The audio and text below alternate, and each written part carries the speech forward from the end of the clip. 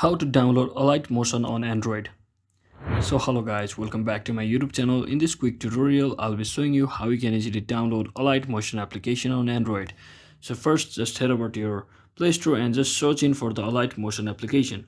So it's also one of the best video and photo editor and which are used to create beautiful visual effects and more. So just tap on the first link, first application. It has over 100 million plus downloads. So just click on install and it will just download and install the application on your device from over here, and just wait for a few seconds.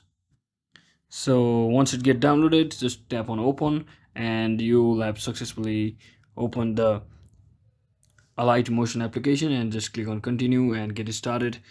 And you may have to log in, and if you want a premium version like weekly for yearly, you can also prepare your plan. So once you're inside here, just you can just watch the tutorial to follow along how to use it.